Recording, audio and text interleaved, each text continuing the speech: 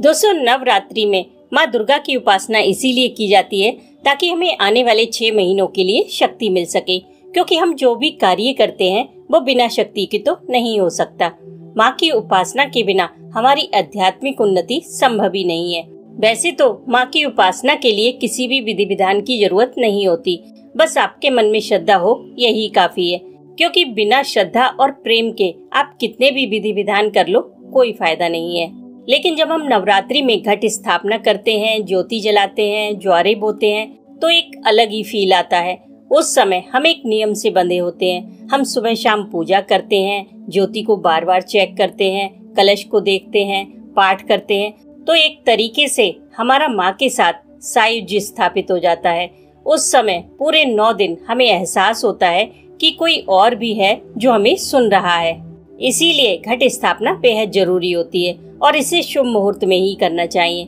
उसके लिए एक बर्तन में पहले ज्वारे बोएं, साफ मिट्टी ले लें, इसमें गाय का गोबर मिला लें और इसमें जौ की 3 लेयर लगाएं। पहले मिट्टी डालें, फिर ज्वारे बोएं, फिर मिट्टी डालें, फिर ज्वारे बोएं, फिर तीसरी बार मिट्टी डालकर फिर से ज्वारे बोएं और ऊपर से भी मिट्टी से कवर कर दें।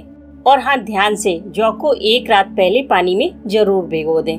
और जो तैर जाएं, मतलब वो नहीं उगेंगी, उन्हें हटा दें। जो नीचे बैठे हुए हैं उनका इस्तेमाल करें, ठीक है। अब आपने जो ज्वारे बोए हैं उसी के बीच में कलश स्थापित करना है, तो बीच में थोड़ी जगह बना ले, क्योंकि अगर कलश के नीचे अंकुर फूटेगा तो वो कलश को भी हिला देगा।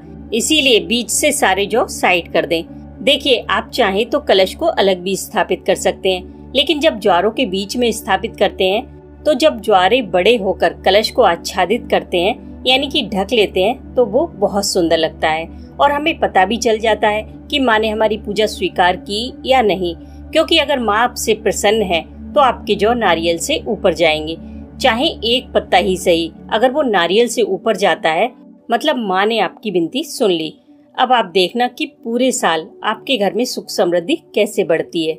अब बारी आती है कलश को सजाने की। तो सबसे पहले इस पर मौली बांधी जाती है। इसे आपको 9 बार लपेटना है और ध्यान से इसमें गांठ नहीं लगानी है। दोनों सिरों को पकड़कर हाथ से अमेट दें। फिर कलश पर स्वास्तिक बनाएं इसी तरह। अब कलश में सादा जल भरें। अब आपको इसमें ये 11 चीजें डालनी है। पहली गंगा जल, दूसरी दूर्वा, तीसरी हल्दी की गांठ, चौथी बताशा, 5वीं लौंग का जोड़ा, 6ठी इलायची का जोड़ा, 7वीं सुपारी का जोड़ा, 8वीं कमलगट्टे, 9वीं एक चांदी का सिक्का, 10वीं एक चुटकी कुमकुम और 11वीं एक लाल फूल। फिर कलश को बड़े प्यार से आम के या अशोक के पत्तों से सजाएं। एक कटोरी में चावल भरकर रखें। उसके ऊपर लाल चुनरी में लपेटकर नारियल को ऐसे स्थापित करें जैसे गणेश जी बैठे हैं। नारियल को ऊपर की ओर मुंह करके स्थापित करें। ध्यान रखें कि लेटी हुई स्थिति में नारियल को स्थापित नहीं करना है। नारियल का जो नुकीला पार्ट है वो ऊपर होना चाहिए, यानी कि आसमान की तरफ। अब इस कलश को फूलों से सजाकर मिट्टी में स्थापित करें। जब तक इसकी पूजा नहीं होती तब तक आप इसे हिला सकते हैं। एक बार पूजा होने के बाद इसे ना हिलाएं। फिर ज्योति जलाएं। आप तिल के तेल की भी जला सकते हैं और देसी घी की भी जला सकते हैं। अगर तिल के तेल की जलाएं तो माँ के बाईं तरफ रखें और अगर देसी घी की जलाएं तो माँ के दाहिनी ओर रखें, ठीक है। अब बहुत सारे लोग क्या करते हैं कि ज्योति में चावल डाल देते हैं, सिक्का डाल देते हैं या फूल डाल देते हैं, तो वो सब गलती आपको नहीं करनी है। ज्योति बिल्कुल प्लेन जलेगी, ठीक है। नवरात्रि में पूरे 9 दिन सुबह ब्रह्म मुहूर्त में उठे। पहले दिन ही अपने व्रत का संकल्प ले लें, आप जैसे भी व्रत करना चाहते हैं। फिर शुभ मुहूर्त में माँ की प्रतिमा या फोटो को विराजित करें। एक चौकी पर चंदन का लेप लगाएं। फिर उस पर लाल, पीला या सफेद कपड़ा बिछाकर उस पर स्वास्तिक बनाएं। कुछ दाने चावल के फैलाएं। फिर उस आसन पर माँ को विराजित करें। आप ये आसन एक दिन पहले भी बनाकर रख सकते हैं। कलश को स्थापित करें, ज्योति को स्थापित करें। फिर सबसे पहले माँ दुर्गा के 32 नामों का पाठ करें। इससे माँ का आवाहन होता है, जिससे आपकी 9 दिन की पूजा निर्विघ्न संपन्न होती है और आपकी ज्योति भी अखंड जलती है। अगर आप अखंड ज्योति नहीं जलाना चाहते तो डेली एक नॉर्मल दीपक भी जला सकते हैं। अगर आप घट स्थापना नहीं करते तो एक लोटे में दूर्वा डालकर जल भरकर जरूर रखें। जो लोग 9 दिन व्रत करते हैं उन्हें डेली अग्यारी जरूर देनी चाहिए। उसके लिए एक छोटा गाय का उपला गैस पर जला लें। उस पर घी, धूप, कपूर, बताशा और लौंग के जोड़े जरूर चढ़ाएं। इससे जो खुशबू आती है वो माँ को बेहद पसंद है।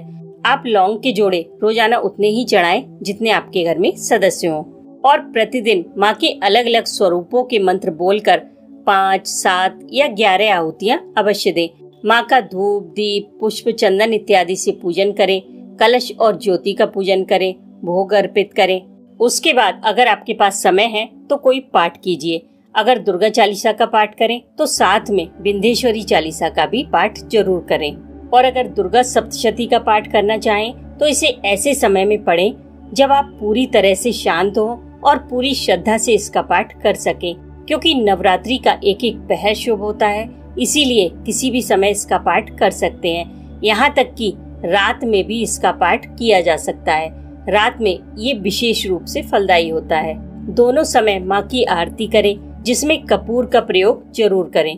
दोस्तों, नवरात्रि के ये 9 दिन बहुत ही चमत्कारी होते हैं।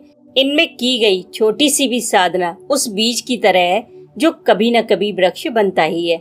इन दिनों आप जो भी फलाहार लें, पहले माँ को भोग जरूर लगाएं। इन 9 दिनों में ध्यान रखें, माँ को अन्न का भोग नहीं लगता है। सिर्फ फल, मीठा, दूध, दही, मेवा या आप जो भी व्रत का भोजन बनाएं, बस उसी का भोग लगाएं। इस बार के नवरात्रि बहुत शुभ हैं, तो अगर आप व्रत ना भी करें पर दुर्गा सप्तशती का पाठ अवश्य करें, क्योंकि इसके परिणाम बहुत तीव्र देखने को मिलते हैं। बाकी अगर आपका कोई भी क्वेश्चन हो तो कमेंट कीजिएगा। जय माता दी।